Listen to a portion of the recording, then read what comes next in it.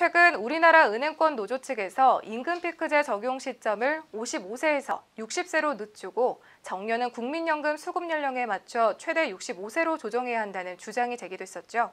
그런데 중국에서는 30대 이상의 고령 엔지니어가 차별을 받는 현상으로 논란이 일고 있다는 소식이 있는데요. 자세한 내용 뉴스룸에 나와 있는 주윤성 기자와 이야기를 나눠보겠습니다. 안녕하세요. 안녕하세요. 네, 주윤성 기자, 중국의 30대 이상의 엔지니어가 차별받는 현상이 어떻게 화두로 떠오르게 된 건가요? 네, 이 논란의 발단은 작년 12월 중국에 있는 한 반도체 회사에서 근무를 하던 직원이 목숨을 끊은 사건인데요. 아침만 해도 아내와 두 자녀에게 따뜻한 출근 인사를 건넸던 42살의 오젠신 씨가 자신이 사무실에 있는 GT 본사 건물에서 투신 자살한 사건입니다. 네, IT 회사의 엔지니어가 투신 자살한 것만으로도 정말 충격적인 사실인데요.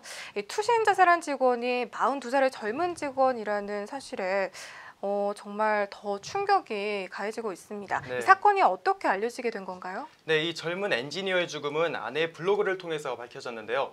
그녀는 남편이 부당하게 해고됐다고 주장했지만 남편의 해고 사유가 무엇인지는 정확히 밝혀지진 않았습니다.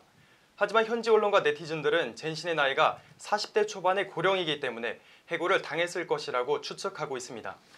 네, 그렇군요. 이 40대 초반의 직원이 고령이라는 이유로 해고됐다면 정말 억울한 처사 같은데요. 네. 이런 현상이 중국 IT 업계의 전반적인 상황인가요?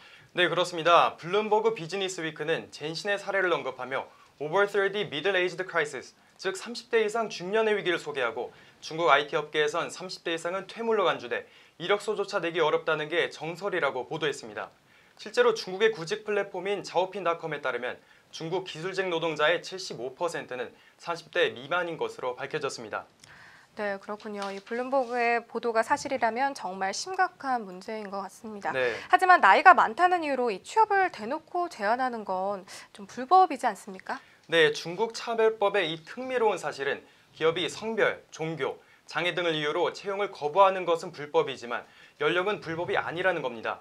그래서 중국 현지에선 연령 차별이 공공연하게 일어나고 있고요. 네. 베이징 소재의 한 스타트업은 대학은 안 나와도 괜찮다.